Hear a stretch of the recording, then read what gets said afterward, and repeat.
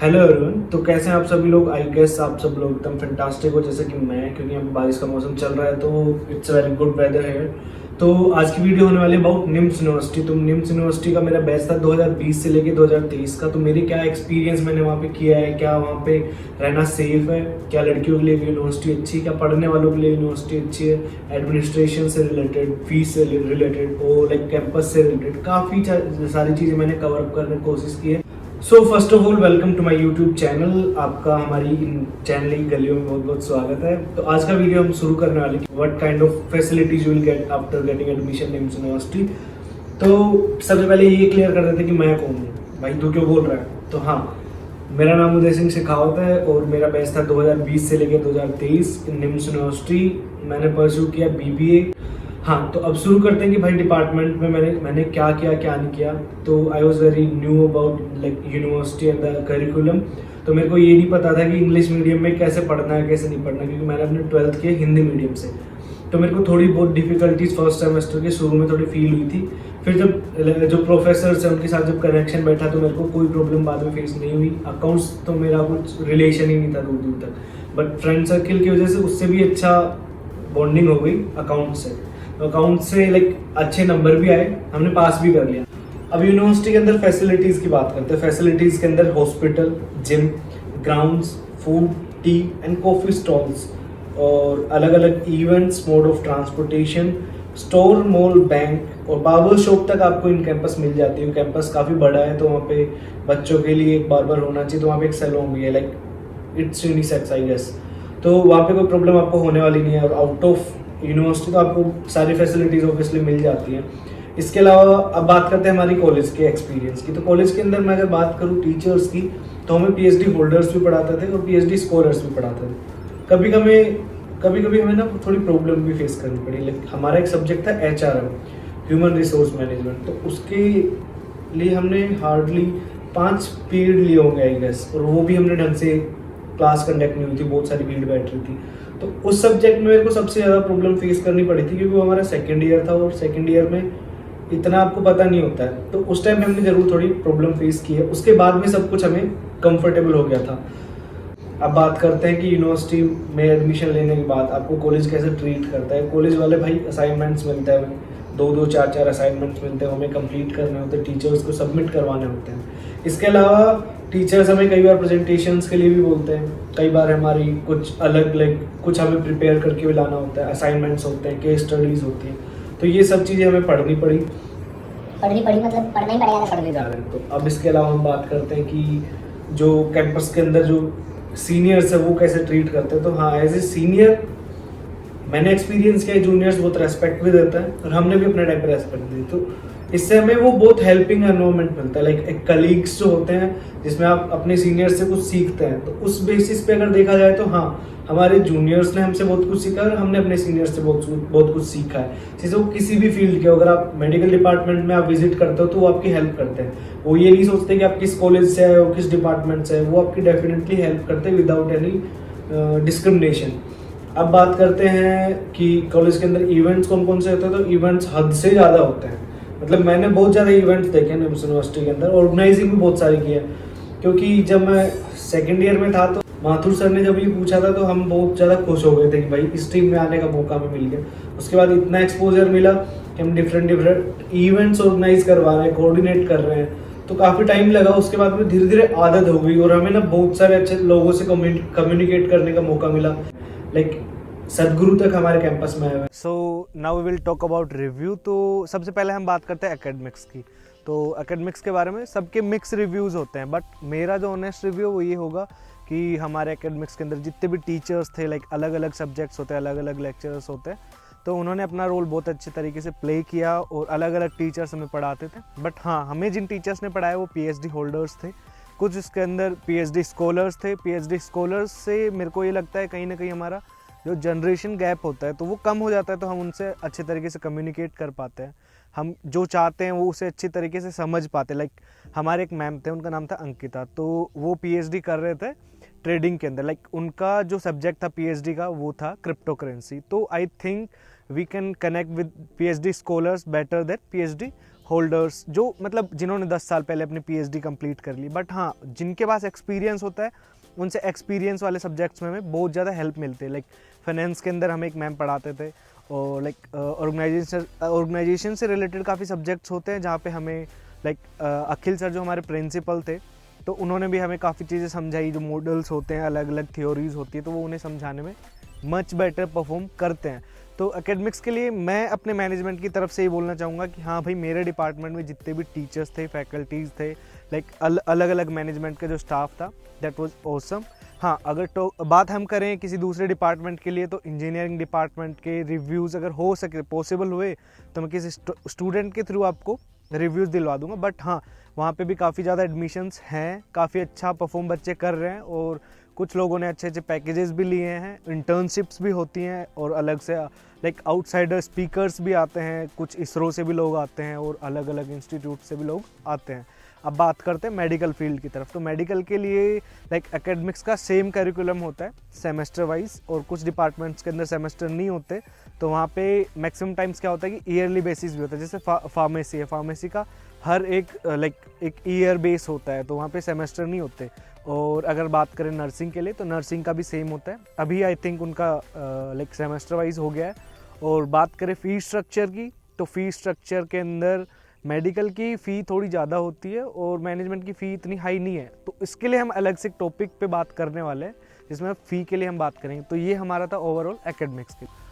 अब हम बात करते हैं कि स्टूडेंट से क्या एक्सपेक्टेशंस होती हैं एक हमारी मतलब निम्स यूनिवर्सिटी को। तो हाँ, हम बात करते हैं 75% की, जो कि ऑल ओवर वर्ल्ड में नहीं, इंडिया के अंदर बहुत ज़्यादा मैंडेटरी है।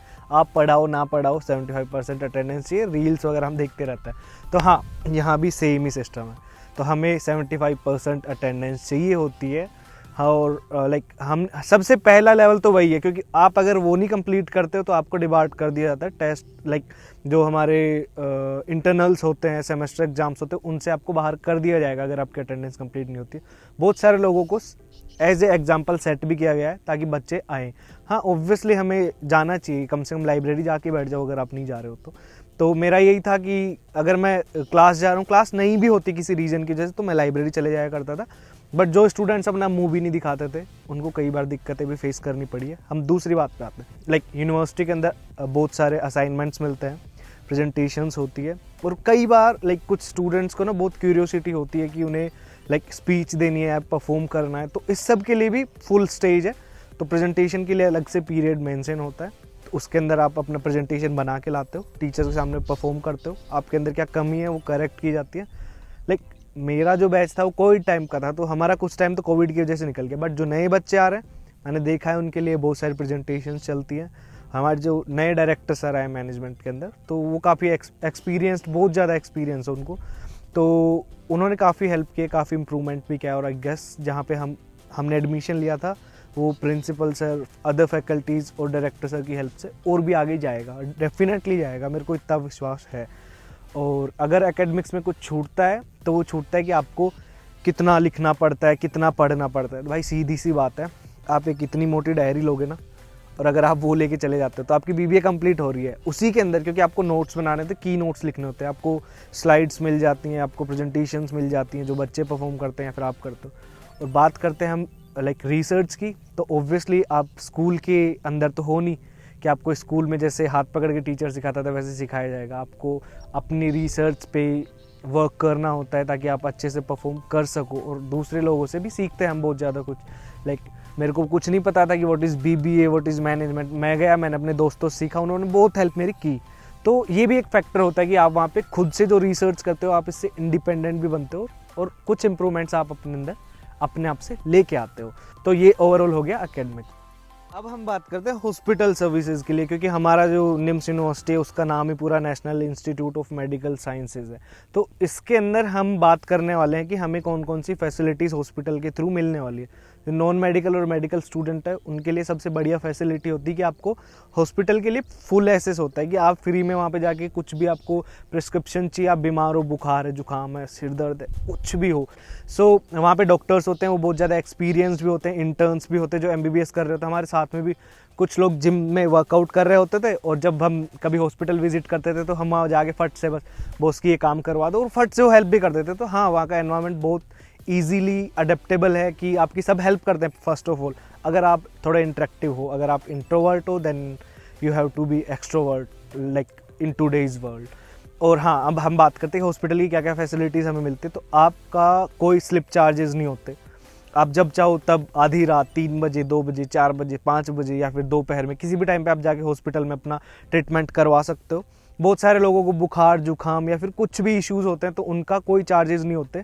हाँ, फार्मेसी चार्जेस आपको देने पड़ते हैं, कुछ टेस्ट हमें करवाने जैसे कि ब्लड टेस्ट हो गए या फिर अदर जो चार्जेस होते हैं वो हमें पे करने होते हैं। बट वहाँ पे मैक्सिमम टाइम्स तो फ्री में आप फ्री होके आ जाते हो। दवाइयों के पैसे तो भाई लगते हैं, कहीं भी आप चले जाओ कोई नहीं फैसिलिटी आपको वो देता है। हाँ, अब मैं बात करता हूँ कि हमारे साथ में क्या हुआ। तो मैं तो आई थिंक 1-2 बार बीमार हुआ, बट हाँ, दोस्तों में कोई अगर बीमार हो रहा है, फ्रेंड सर्कल में अगर कोई बीमार है तो हम रात को 3 बजे भी गए, 2 बजे भी गए। किसी को अगर किडनी स्टोन है तो उससे रिलेटेड प्रॉब्लम हुई है, हम 2 बजे गए, हमारे 2 बजे भी ट्रीटमेंट हुआ। मैं फर्स्ट ईयर में था उस टाइम पे और मेरे रूममेट को इशू हुआ था, हम हॉस्पिटल में गए, हमें अच्छे तरीके से ट्रीटमेंट मिला और वो एकदम परफेक्ट होके ही वापस आए हम रात को। वहाँ इमरजेंसी वार्ड होता है तो वहाँ पे आप जाओ, आपका ऑपरेट किया जाएगा, आपको बिल्कुल अच्छे से ट्रीट किया जाता है। और अब हम बात करते हैं कि लाइक जो मेडिकल स्टूडेंट्स होते हैं उन्हें क्या बेनिफिट होते हैं। तो यार ऑब्वियस सी बात है, अगर आप मेडिकल स्टूडेंट हो you have to be perfect in practical knowledge. So आपको एक्सपोजर मिलता है कि आप वहाँ पे प्रैक्टिस कर सकते हो अपने इंटर्न्स के साथ, सीनियर्स के साथ, जहाँ पे सीनियर्स जूनियर्स को सिखाते हैं कि ऐसे ऐसे ये ट्रीट करना है, कौन सी प्रॉब्लम कहाँ है और इसको कैसे ऑपरेट करना है। तो ये एक बहुत बेनिफिट वाली चीज़ है। अब मैं बात करता हूँ एक अपने पर्सनल एक्सपीरियंस के लिए। तो मैं जिम कुछ ज़्यादा ही करता था, वो एक अलग बात है, दिख नहीं रहा है कुछ, हाँ, बट जिम के अंदर मेरे को कई बार इंजरीज होती थी और ऑब्वियसली जो जिम करता है उसे पता होता है कि भाई थोड़ी उन्हें इंजरीज हो जाती हैं और अगर आपको होती है और आप उनको अवॉइड करते हो तो आगे जाके आपको प्रॉब्लम करती है। तो कोई छोटी सी भी इंजरी होती थी, फिजियोथेरेपी डिपार्टमेंट में हम जब भी विजिट करते थे हमें अच्छे तरीके से ऑपरेट किया जाता था। कभी हॉट बैग, कभी लाइक आइस पैक होता था, तो उनसे ना हमें बहुत ज़्यादा बेनिफिट हुए कि जो इंजरीज़ थी उनको हम मिनिमाइज़ कर सकते हैं, उनको ऑपरेट कर सकते हैं। कई बार सीरियस इंजरीज़ भी जाती हैं, तो जो जहाँ तक हो पाता है वहाँ तक सब कुछ फ्री ऑफ कॉस्ट होता है, वो हमारे हेल्प करता है। बट जब चार्जेस लगते हैं तो वो तो ऑब्वियसली सभी के लगता है।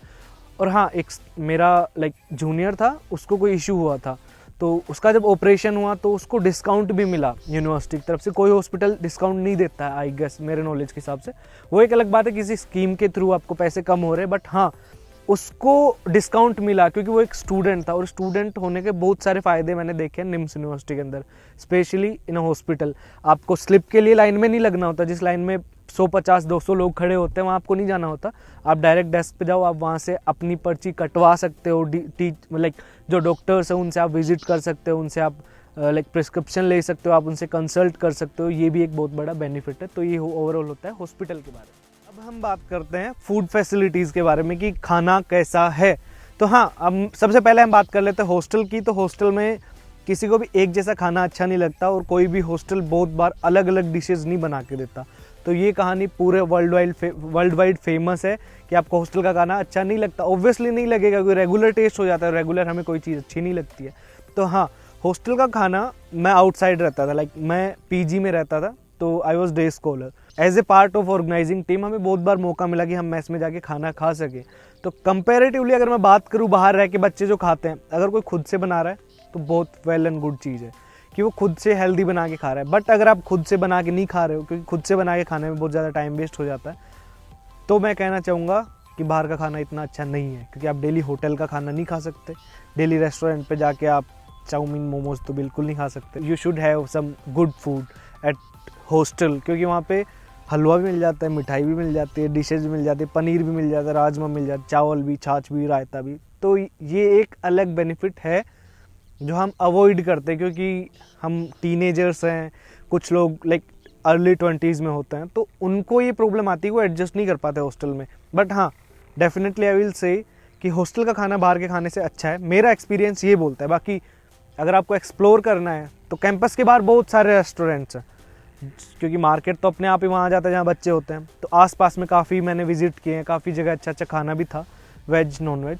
अब बात करते हैं इन कैंपस फैसिलिटीज़ की। तो बहुत सारे टी पॉइंट्स हैं, कॉफ़ी पॉइंट्स हैं, एक सेम हो गए तो कोई बात नहीं। हाँ, अब बात करते हैं खाने के बारे में। तो खाने के लिए सबसे पहली चीज़ ये कि हमारे वहाँ पे 4-5 लाइक फिक्स्ड रेस्टोरेंट है। सबसे पहला है LG, जो सबसे बड़ा है। लंच टाइप में जाने वाले हो भाई, वहाँ भरपूर भीड़ मिलने वाली है, और उस भीड़ के अंदर आप कैसे जैसे पर्ची कटा तो लेते हो, खाना भी अच्छा है वहाँ का। अब बात करते सबकी खातिर की, सबकी खातिर और अहेली, ये बिल्कुल पास पास में हॉस्पिटल के लाइक अपोजिट हॉस्पिटल है। वहाँ खाना सस्ता भी है, पूरी भाजी जिसे खानी हो वो सबकी खातिर चले जाओ। जिसको आई डोंट रिमेंबर कि मैंने अहेली विज़िट किया, बट हाँ अहेली का खाना भी, रिव्यू भी सब अच्छे हैं, वहाँ की थाली अच्छी बताते हैं। आई डोंट नो, अराउंड 160 उसकी प्राइस है, तो ये इतना महंगा नहीं है क्योंकि वो खाना भी अच्छे देते हैं। अब बात करते हैं लाइक प्राइजेज़ की। तो हाँ, LG के अंदर 60 रुपये में आपको जीरा राइस मिल रहा है, 90 रुपीज़ में आपको दाल मिल रही है, 160 के अंदर आपको पनीर मिल रही है, और 190 में आपको चिकन मसाला मिल रहा है। 12 रुपये की रोटी है विद बटर, 10 रुपये की विदाउट बटर। तो यार सिंपल सी बात है कि अफोर्डेबिलिटी तो बहुत ज़्यादा है कैंपस के अंदर अगर आप खाना चाहते हो। बट कई बार हम उस टेस्ट से बहुत ज़्यादा लाइक यूज टू हो जाते हैं, तो हमें कुछ और टेस्ट करना होता है, तो बाहर भी आप एक्सप्लोर कर सकते हो। पास में कुछ लोकेशंस है, स्टोरीज, हाईवे डायरीज, और अभी एक नया खुला है ब्लू हट। तो ब्लू हट भी एक अच्छी जगह है अगर आप विजिट करना चाहो। अगर आप वहाँ एडमिशन लेते हो तो ये आप पे कि आप इस वीडियो को देख के आप वहाँ एडमिशन ले रहे हो कि नहीं ले रहे। अब हम बात करने वाले हैं एडमिनिस्ट्रेशन लाइक फैसिलिटीज़ की। तो एक प्राइवेट यूनिवर्सिटी से आप क्या एक्सपेक्ट करते हैं कि आपका बहुत ज़्यादा फास्ट एडमिनिस्ट्रेशन होगा? बिल्कुल नहीं होता भाई, सबका अपना ही जैसा होता है। मैंने बहुत सारे दोस्त हैं मेरे अलग अलग यूनिवर्सिटीज़ में पढ़ रहे हैं, एडमिनिस्ट्रेटिव सर्विसेज सबकी बराबर ओके ही होती है। हाँ, अब बात करते हैं निम्स यूनिवर्सिटी की। तो एडमिनिस्ट्रेटिव के मामले में बोलना चाहूँगा, स्कैनर्स तो लाइक ऑनलाइन पेमेंट तो हर जगह होने लग गई है, तो आप ऑनलाइन पेमेंट तो कर देते हो, but you have to visit the like accountant to get the receipt. मेरे टाइम की बात कर रहा हूँ, बट आजकल कॉल पोल करके एक एप्लीकेशन है, तो उसके थ्रू क्या कर रहे हैं लोग, ऑनलाइन पेमेंट भी कर रहे हैं, रिसिप्ट भी ले रहे हैं। तो एक अच्छी चीज़ उन्होंने इनिशिएट की है। तो मैं अपने टाइम की बात करता हूँ, अपना रिव्यू देता हूँ। तो हाँ, आपको पेमेंट तो आप ऑनलाइन कर सकते हो, बट आपको वहाँ से जाके रिसिप्ट खुद रिसीव करनी होती थी, और अगर आपकी रिसिप्ट खो जाती है तो एक बहुत गलत काम हो जाता है, क्योंकि आपको अलग से चार्जेस पे करने होते हैं। हाँ, दूसरी बात ये, मेरा एक्सपीरियंस इस मामले में इतना अच्छा नहीं है कि एडमिनिस्ट्रेटिव सर्विसेज कितनी अच्छी है, क्योंकि अकाउंटेंट लाइक अकाउंट्स डिपार्टमेंट वाले ये बोलते थे यहाँ जाओ वहाँ जाओ, कल आना परसों आना, लाइनें लगी हुई होती थी। तो उसमें हर बच्चा थोड़ा सा परेशान है। तो उसके बारे में मैं यही कहना चाहूँगा कि वो काम आप जितना टाइम पे कर लेते हो उतना बेटर होता है, क्योंकि बच्चे पहले फ़ी पे करते नहीं है। जब लास्ट डेट होती है या तो उस दिन आगे खड़े होते हैं, उससे 3 दिन पहले आके खड़े होते हैं एग्जामिनेशन फॉर्म के लिए। हमें टाइम मिलता है 10 दिन का, बट लास्ट के 4 दिन में लोग करते हैं, तो उसमें उनको डिफ़िकल्टी फेस करनी होती है। फ़ी भी लोग लेट पे करवाते हैं। अगर आपको करनी है तो भाई एक बार में करके ख़त्म करो ना उसको। आप खुद अगर बीमारी बना के बैठोगे तो उसको झेलेगा कौन? आप खुद ही झेलने वाले हो। तो हाँ, इसमें कहीं ना कहीं गलती डिपार्टमेंट की भी है, कहीं ना कहीं गलती स्टूडेंट की भी होती है। और हम दूसरी बात करते हैं कि हमारे एकेडमिक्स में अगर कोई प्रॉब्लम आती है तो हमारा एडमिनिस्ट्रेटिव ब्लॉक कैसे हेल्प करता है। तो हाँ, एक अलग से सिस्टम बना हुआ है, एक पूरी बिल्डिंग के लिए एक एडमिनिस्ट्रेटर अपॉइंट होता है जो हमारी प्रॉब्लम सुनता है। But you have to approach them, like वो आपके पास नहीं आने वाले, क्योंकि प्रॉब्लम्स आपको होने वाली है, उनके लिए सब कुछ ओके है। तो आपके पास जो प्रॉब्लम्स आपको हो रही है तो आपको वहाँ जाना होता है। तो हमारे जो एडमिनिस्ट्रेटिव थे उन्होंने हमारी काफ़ी हेल्प की है। पर्सनल इश्यूज़ हो, लाइक किसी के साथ में कोई कहा सुनी भी होगी तो उन्होंने काफ़ी टाइम हेल्प की है। That's very good for them. Like आप टीचर से बात नहीं कर पा रहे हो, बट आप एडमिनिस्ट्रेटिव को लाइक जो भी रिप्रेजेंटेटिव है उसको जाके आप बोलते हो कि सर मेरे को प्रॉब्लम हो रही है, तो उन्होंने फट से वो चीज़ें सॉर्ट आउट कर दी। लाइक अगर मैं बात करूँ अपनी, तो हमारा इंडस्ट्रियल विजिट नहीं हुआ था, और अगर आप BBA करना चाह रहे हो तो आपको ऑब्वियसली पता होगा कि आपको इंडस्ट्रीज विजिट करनी होती है, क्योंकि आपको एक्सपीरियंस करना होता है वहाँ क्या होता है क्या नहीं होता। तो हमारा लास्ट सेमेस्टर आ गया था और हमारा कोई विजिट नहीं हुआ था, तो मैंने सर को बोला कि सर हमें विजिट चाहिए, कुछ भी करो हमें विजिट चाहिए, क्योंकि हमारे जूनियर जाके आ चुके थे, MBA वाले भी जाके आ चुके थे। तो इस वजह से मैंने बोला कि सर अभी आप हमारा कुछ हमारी क्लास के और स्टूडेंट्स ने बोला, तो वो काम हुआ, हमें विजिट पे लेके गए रग्स जयपुर में। अगर आपको कुछ याद आ रहा हो तो रणवीर सिंह का एक नेग करके एक एल्बम आया था, तो उसमें जो कारपेट था वो रग्स जयपुर का था। अब हम बात करने वाले हैं इन कैंपस लाइफ की, लाइफ एट निम्स की, हमें अंदर रह के क्या मिलने वाला है। तो जो बच्चे हॉस्टल में रहते हैं, आई थिंक मैंने जो फैसिलिटीज़ आपको भी गिनवाई हैं उनके हिसाब से तो आपको बाहर नहीं जाना चाहिए, क्योंकि आपको खाना मिल रहा है, स्पोर्ट्स फैसिलिटीज़ मिल रही हैं, क्लब मिल रहा है पूरा, तो आपको बाहर नहीं जाना चाहिए। बट मैं सही बताऊँ, मेरी खुद की एक जगह नहीं टिकती, मैंने आधी वीडियो घर पे शूट किया, आधा मैं यहाँ खड़ा हूँ, इसीलिए बाहर जाना तो देखो बनता है। तो अब हमें कैंपस के अंदर क्या क्या फैसिलिटीज़ मिलती हैं, मैं उनकी बात कर लेता हूँ। तो हाँ, फैसिलिटीज़ के मामले में सबसे पहले मैं मेंशन करना चाहूँगा क्लब को।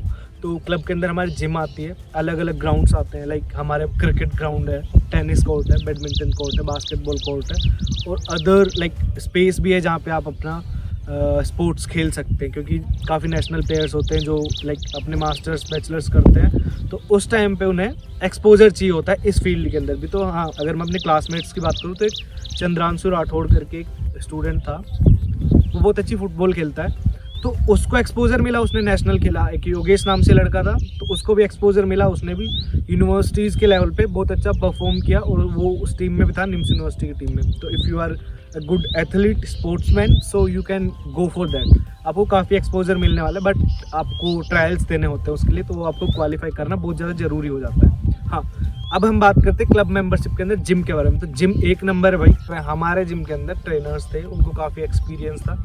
अगर मैं बात करूँ पुनीत भैया की, आकाश भैया की और प्रदीप भैया की, तो उन्होंने काफ़ी अच्छा हमें लाइक बहुत अच्छे तरीके से वो हमें सिखाते थे कि आपको कैसे वर्कआउट करना है, कौन गलत कर रहा है, कौन सही कर रहा है, तो उनकी बहुत ज़्यादा हेल्प हमें मिली। और जिम के अंदर एसी है, वेट भी सब कुछ है, डंबल्स भी हैं, मशीन्स भी हैं। क्राउड कुछ ज़्यादा हो जाता है क्योंकि इतने स्टूडेंट्स के बीच में एक जिम इतनी चल नहीं पाती है, नहीं भी जाते हैं, बट आपसे एक चार्जेस लिए जाते हैं 6000 क्लब मेंबरशिप के। तो if you are paying that money, so you go for that, like उसका यूज़ तो करो कम से कम आप। काफ़ी लोग होते हैं जो घर पे लाइक रूम पे बैठे होते हैं, उन्हें कहीं नहीं जाना, तो भाई उन फैसिलिटीज़ का हमें यूज़ करना होता है, क्योंकि वो आपका पैसा है। तो ये हो गया जिम के बारे में। अब स्पोर्ट्स कोर्ट्स की बात करते हो, अलग अलग कोर्ट्स मैंने जो मेंशन किया, आप वहाँ पे जाके खेल सकते हैं, बट आप एकेडमिक्स आवर्स में नहीं खेल सकते।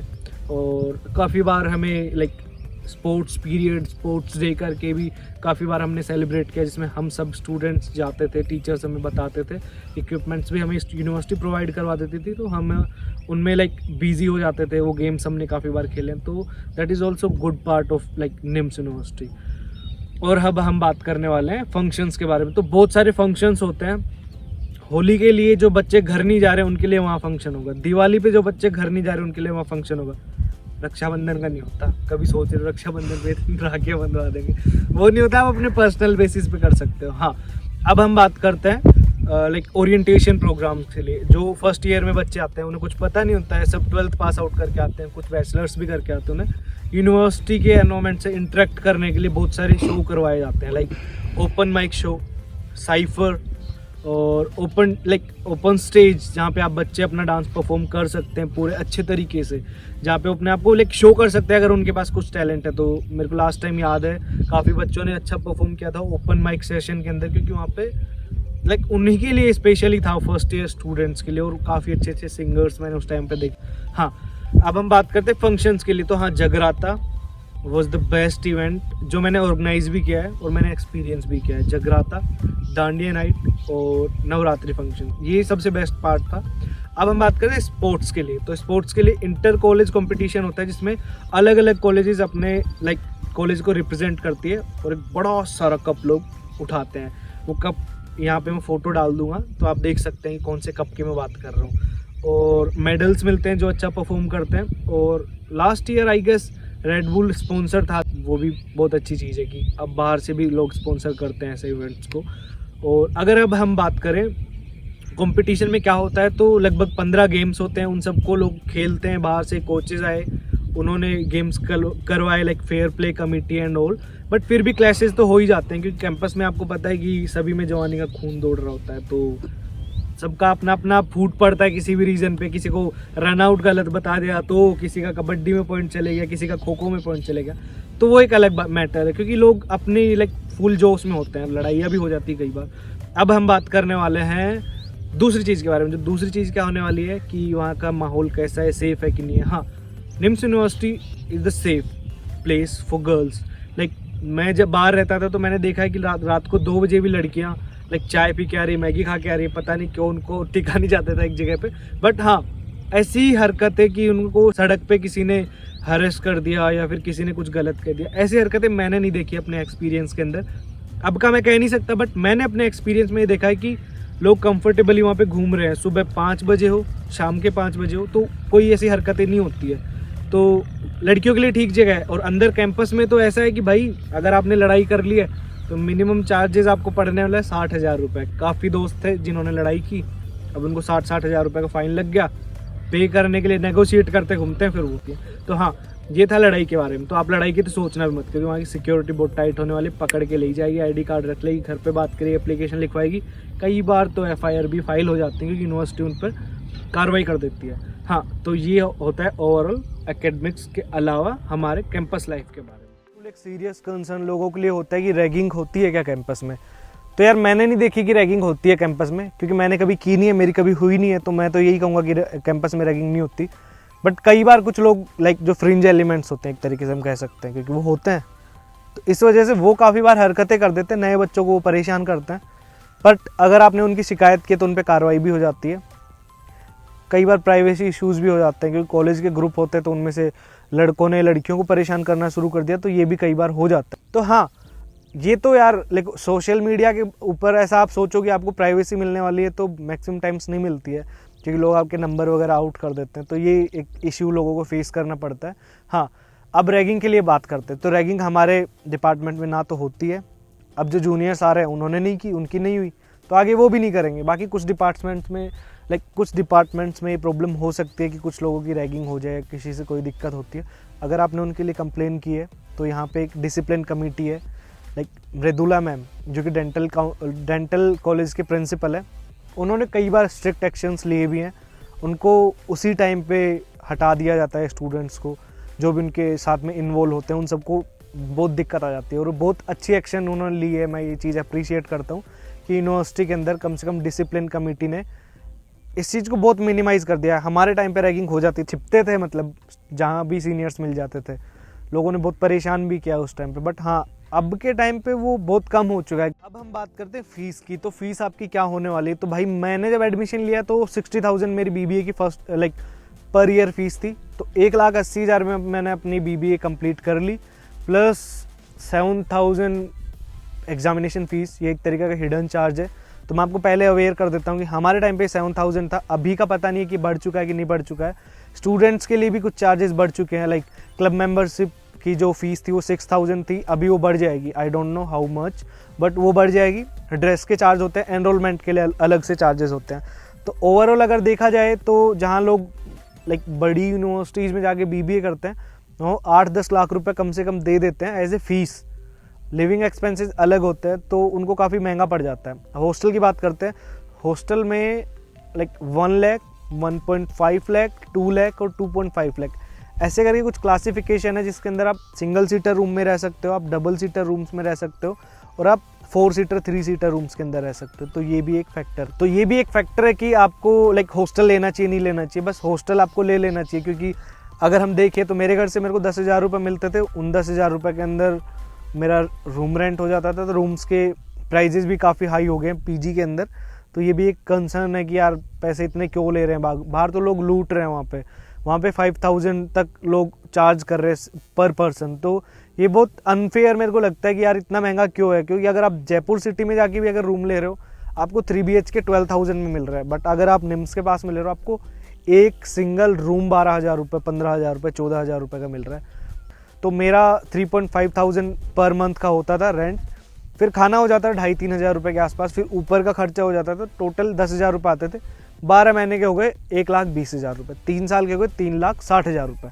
तो ये टोटल अगर हम कैलकुलेट करते हैं तो लगभग मेरा 5 लाख के अंदर मेरा BBA हो गया। जहाँ आप 8 लाख दे रहे हो, आप 5 लाख मैंने BBA कंप्लीट किया है। अभी फीस बढ़ चुकी है, आई थिंक 80,000 और मे बी 1 लाख हो चुकी है।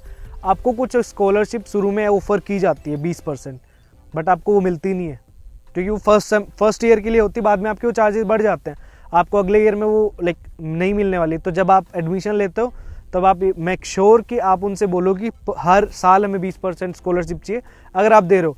अगर नहीं मिलती है तो वो उनका सिस्टम है यार, क्योंकि फर्स्ट ईयर में लोग ऑफर करते हैं कि आप फीस आपकी कम होगी, और अगर आप स्पोर्ट्स से हो तो और भी कम हो जाती है। बिहार से कुछ लोग होते हैं उन्हें अलग से स्कॉलरशिप मिलती है, माइनॉरिटी के लिए भी अलग से स्कॉलरशिप होती है, तो उनको काफ़ी पैसे कम हो जाते हैं उनके। और हाँ, एजुकेशन काफ़ी सस्ता है, क्योंकि मैंने एक बार तोमर सर को कहते हुए सुना था कि एजुकेशन को अफोर्डेबल उन्हें बनाना है। तो आई थिंक कहीं ना कहीं उन्होंने ये चीज़ कंप्लीट भी किया, उन्होंने काफ़ी कुछ हद तक कम किया है। तो ये सब था फीस स्ट्रक्चर के लिए। तो अभी इसके अंदर में भी चार्जेस बढ़ चुके हों, कम हो गए हो, तो मुझे उस चीज़ की श्योरिटी नहीं है कि अभी क्या चल रहा है। तो अब हम ओवरऑल बात करते हैं कि किसको उसमें एडमिशन लेना चाहिए निम्स यूनिवर्सिटी में, किसे नहीं लेना चाहिए।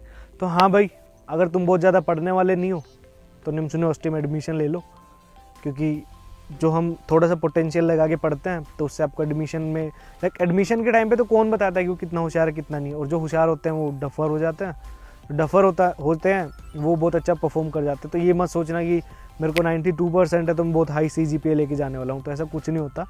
तो आपको परफॉर्म तो रेगुलर करना होता है। तो हाँ, अगर आप एवरेज स्टूडेंट हो जो लाइक रेगुलर कॉलेज जा सकता है तो वो पास हो जाते हैं। मैंने अपने बैच में बहुत सारे लोग देखे हैं जो पास होके निकल जाते हैं, उनको रेगुलर क्लास भी नहीं आना होता। इवन काफ़ी लोग थे जिन्होंने कॉम्पिटिटिव एग्ज़ाम के साथ में तैयारी की है। तो जो कॉम्पिटिटिव एग्ज़ाम की तैयारियाँ कर रहा है ना, उसको मैं ये कहना चाहूँगा कि भाई तू निम्स यूनिवर्सिटी चले जा, ताकि तेरी डिग्री भी एक तरफ से हो जाए।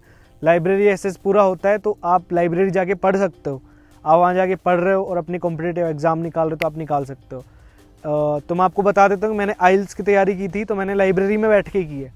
मैंने अपने बेसिस पे जो सेल्फ प्रिपरेशन की थी वो पूरी लाइब्रेरी में बैठ के की है, और मेरा अच्छा स्कोर भी था। तो कई बार आप कॉलेज वालों से बात करते हो तो हमारा स्टाफ तो इतना कोऑपरेटिव था, उन्होंने मेरे को परमिशन दे दी थी कि हाँ भाई तू तैयारी कर ले, क्लासेस के टाइम पे आ जाना, बाकी टाइम पे लाइब्रेरी जाके बैठ जा। और लाइब्रेरियन भी काफ़ी अच्छे हैं, हर कॉलेज की अपनी अपनी लाइब्रेरीज़ हैं। तो हाँ, इस मामले में मैं कह सकता हूँ कि जो कुछ साइड में तैयारी कर रहा है, जैसे वो UPSC कर रहा है, कैट कर रहा है, GMAT कर रहा है, आइल्स कर रहा है, नीट तक के स्टूडेंट्स वहाँ पे रह के तैयारी कर रहे हैं, दोनों काम कर रहे हैं। तो हाँ, ये भी पॉसिबल है, आप वहाँ पे एडमिशन लो। अब बात करते हैं बहुत ज़्यादा पढ़ने वाले लोगों के लिए। तो हाँ, बहुत ज़्यादा पढ़ने वाले लोगों को भी यहाँ पे रेस्पेक्ट मिलती है।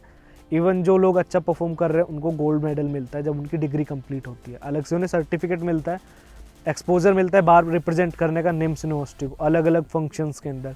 ठीक है, तो अभी आप पे डिपेंड करता है कि आप एडमिशन लेना चाहते हो नहीं लेना चाहते। और अगर बात करें बहुत अलग अलग लोकेशंस की, तो काफ़ी लोग बिहार से भी आते हैं, बंगाल से भी आते हैं, उड़ीसा से भी आते हैं, तमिलनाडु से भी आते हैं, केरल से भी आते हैं, नॉर्थ ईस्ट से भी आते हैं, अलग अलग जगह से। वहाँ पे एथनिक अलग अलग एथनिसिटी के लोग वहाँ पे आपको मिल जाएंगे मिलने के लिए।